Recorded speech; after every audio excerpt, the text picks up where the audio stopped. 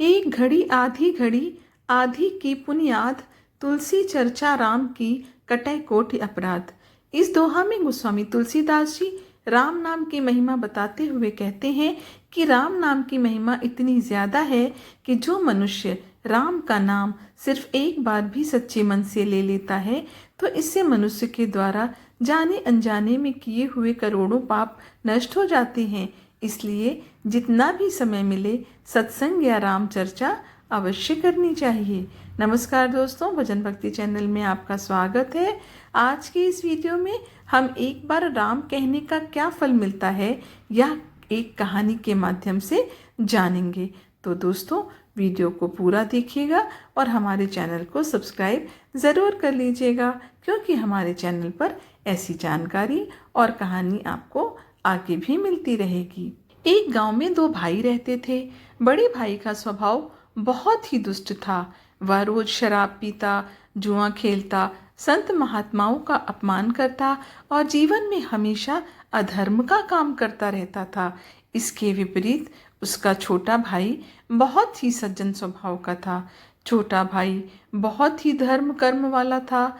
वह रोज भगवान की पूजा, संत महात्माओं का सत्कार, अतिथियों की सेवा और दान पुण्य जैसे सत्कर्म हमेशा करता रहता था। बड़ा भाई छोटे भाई को यह सब करते देखता तो उसे बहुत ही भला बुरा भी कहता और उसे मारता पीटता भी था। बड़े भाई का यह स्वभाव देखकर छोटा भाई दुखी होने लगा। वह चिंता करने लगा कि मेरा बड़ा भाई तो बहुत ही पाप करता रहता है। इस पाप की वजह से मेरे बड़े भाई को मृत्यु के बाद नरक की यातना भोगनी पड़ सकती है। इस बात को सोचकर छोटा भाई बहुत ही चिंतित होने लगा और उसकी सद्बुद्धि के लिए हमेशा भगवान से प्रार्थना करता रहता था। इसी बीच एक संत उस गांव में पहुंचते हैं और कई दिनों तक गांव वालों को प्रवचन सुनाते हैं।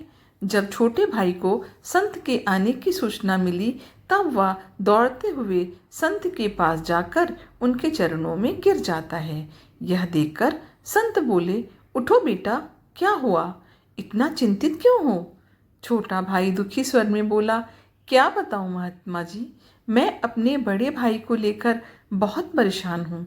मेरा बड़ा भाई हमेशा बुरे कर्म करता रहता है। मैं अपने बड़े भाई के परलोक गमन के बाद उसके कर्मों के फल को लेकर चिंतित हूँ, क्योंकि उसने इतने सारे बुरे कर्म किए हैं कि उसको नरक में भी जगह नहीं मिलेगी। यह सुनकर संत बोले, चिंता मत करो बेटा, सब ठीक हो जाएगा। तुम एक काम करो, आज की रात हम आपके घर में ही विश्राम करेंगे। बाकी सब तुम भगवान पर छोड़ दो, सब ठीक हो जाएगा। छोटा भाई संत की यह बात सुनकर प्रसन्न हो जाता है। उसके बाद अपने घर जाकर संत के आदर सत्कार के लिए सारी व्यवस्था करता है। ये सब देखकर उसका दुष्ट बड़ा भाई बहुत ही क्रोधित होता है और उससे पूछता है कि यह सब क्या हो रहा है, घर को इतना क्यों सजाया जा रहा है। तब छोटा भाई संत के आने की सारी बात बता देता है। इस पर बड़ा भाई बहुत ही क्रोधित होकर बोलता है कि तुम्हें पता है ना कि मुझे ये सब पूजा पाठ, संत महात्मा का सत्संग बिल्कुल भी पसंद नहीं है। फिर तुमने उस संत को क्यों घर बुलाया? तब छोटा भाई कहता है, भैया, मैं पूरे गांव वालों के सामने संत को हमारे घर में रात्रि विश्राम के लिए आमंत्रित कर चुका हूँ। अगर आज मैं संत को मना करता हूँ तो गांव में आपकी बदनामी होगी। बदनामी की बात सुनते ही दुष्ट बड़ा भाई संत के अपने घर में रात्रि विश्राम के लिए मान गया। यह सुनकर छोटा भाई बहुत ही प्रसन्न होता है। कुछ देर बाद उसके घर में संत आ जाते हैं।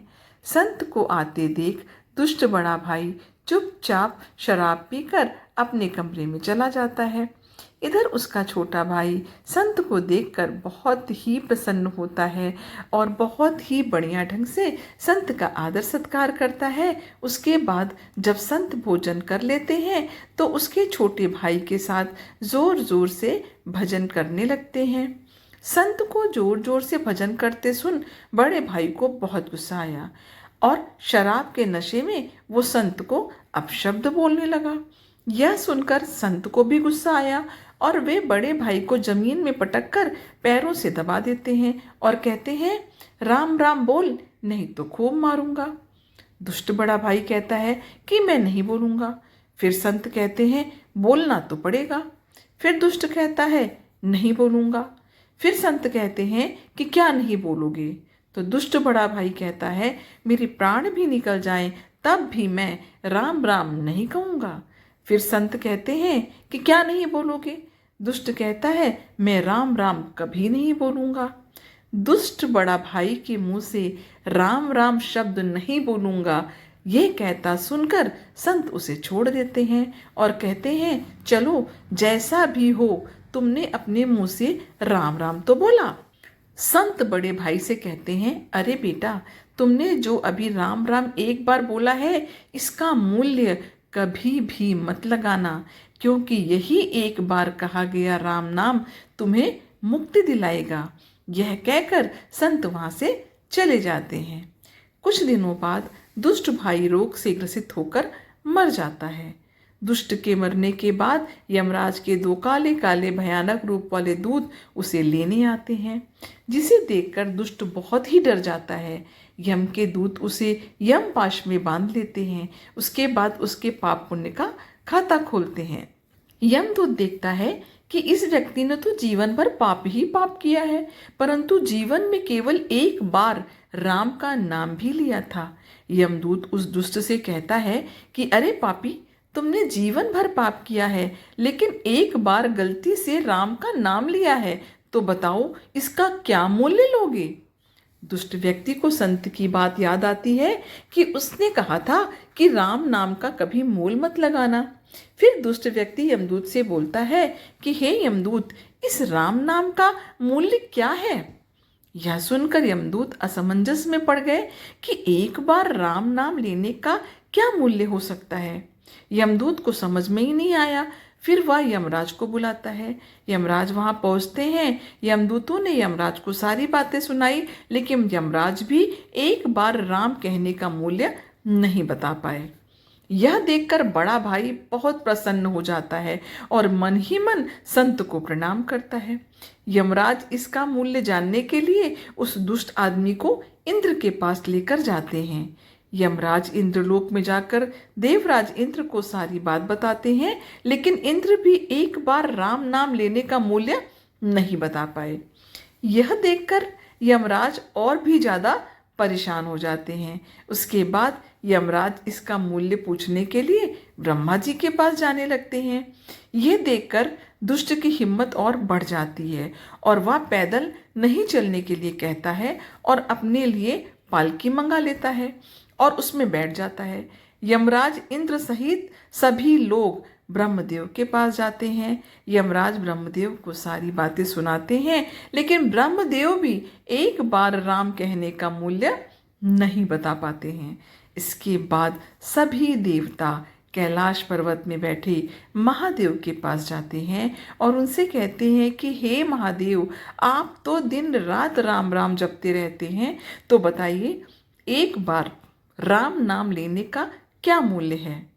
महादेव भी संकोच में पड़ गए और बोले, मैं तो रोज राम नाम जपता हूँ, लेकिन मुझे भी इसका मूल्य पता नहीं है। फिर भगवान शंकर कहते हैं, इसका जवाब तो केवल श्री राम ही दे सकते हैं। चलो श्री राम के पास ही जाकर पूछते हैं।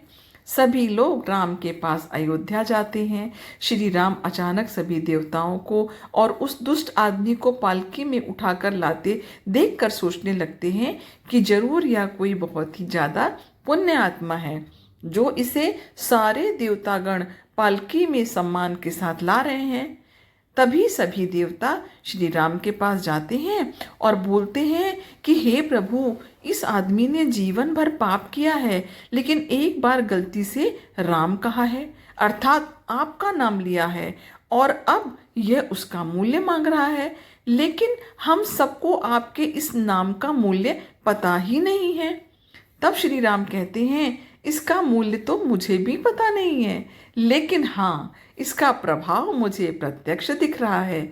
जिस दुष्ट पापी व्यक्ति ने जीवन भर पाप कर्म किया परंतु गलती से एक बार राम कहा है, उसको सभी देवतागण इतने सम्मान के साथ पालकी में बिठाकर घुमा रहे हैं। इससे बड़ा राम नाम का प्रमाण क्या हो सकता है? यह कहकर प्रभु राम मुस्कुराने लगे। श्री राम को मुस्कुराता देख सभी देवताओं को उनकी बात का अर्थ समझ आ चुका था। वेद पुराणों के अनुसार राम नाम का अपना बड़ा ही महत्व है। शास्त्रों में बताया गया है, कलयुग केवल नाम अधारा, सुमर सुमर नर उतरहि भव पारा। इसका अर्थ है, कलयुग में केवल नाम का सुमिरन करके मनुष्य मुक्ति को पा सकता है। बोलो श्री प्रभु रामचंद्र भगवान की जय। दोस्तों, आपको इस कथा के माध्यम से श्री राम नाम का महत्व ज़रूर समझ में आ गया होगा। हमारी यह वीडियो आपको कैसी लगी कमेंट बॉक्स में ज़रूर बताएं। प्रभु राम की कृपा आपके परिवार पर हमेशा बनी रहे। आपका दिन शुभ हो। धन्यवाद।